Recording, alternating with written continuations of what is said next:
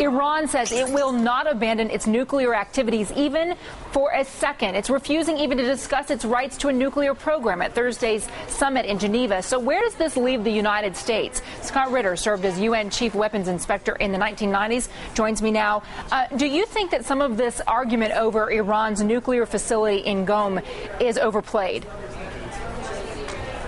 Oh, absolutely. First of all, the nuclear facility has been declared by Iran. There's no diversion of nuclear material. There's no operational activity taking place, and it will be fully inspected by the International Atomic Energy Agency inspectors. So there is no nuclear weapons program revelation here.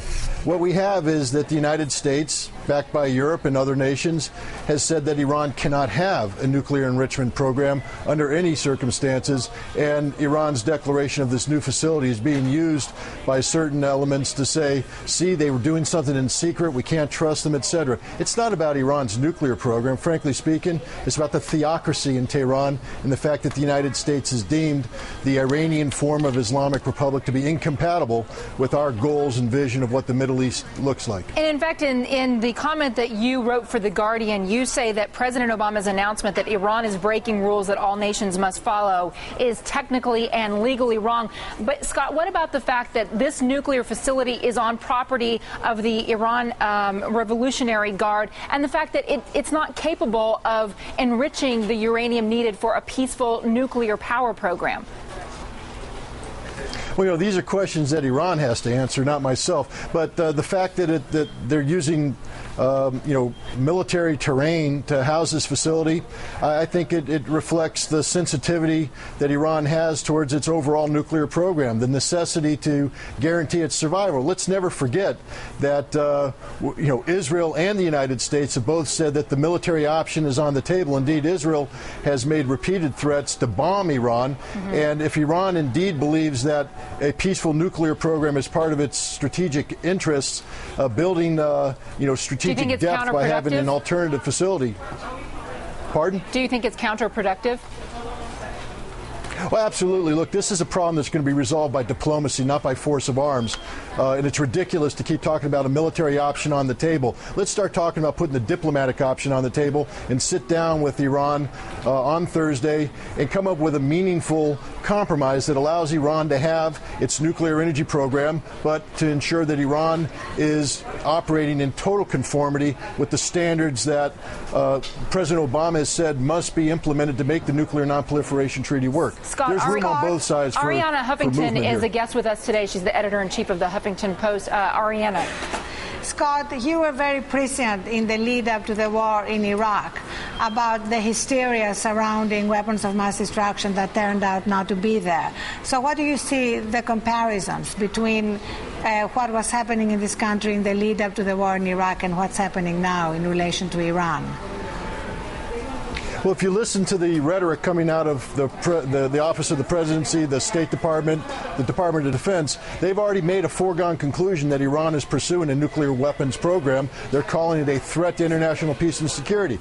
But no one in the U.S. intelligence community concurs. They say there is no nuclear weapons program. The International Atomic Energy Agency keeps saying, what nuclear weapons program? The bottom line is we have the totality of Iran's nuclear material under safeguards. There's been no diversion, and there's no evidence of a nuclear weapons program. Iran declared this facility.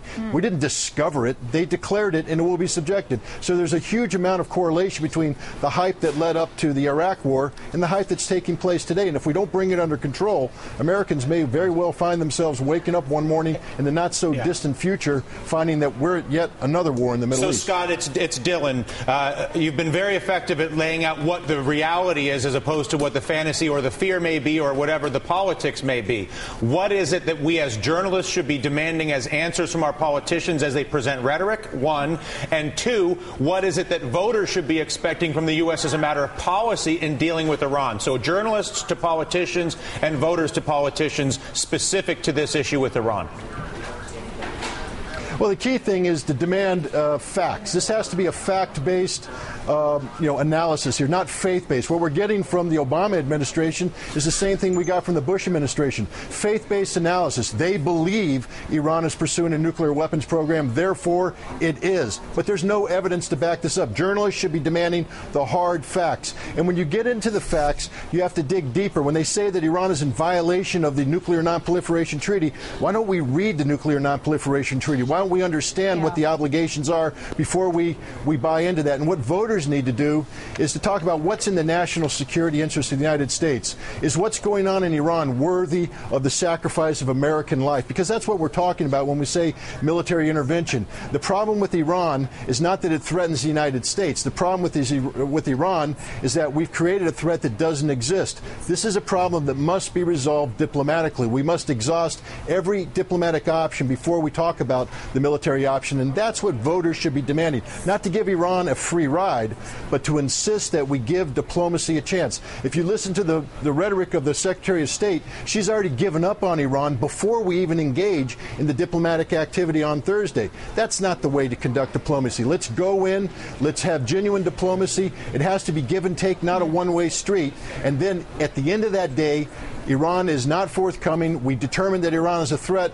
Then and only then do we talk about a military option. But we are so far removed from Iran being a threat worthy of military intervention that it's ridiculous to speak of military action at this time. Scott, we appreciate so much you sharing a very different perspective than the one that is currently being shared in much of the case. Thank you very much. We should have Scott around this show as this week develops and as this story develops. As often as Scott would like to make himself available, he has certainly more experience, more credibility, and more information than most anybody else that we talk to, with perhaps the exception of Jim Mikolashevsky and some of our military correspondents who have a different flow of information from the Pentagon. But Scott, thank you so much.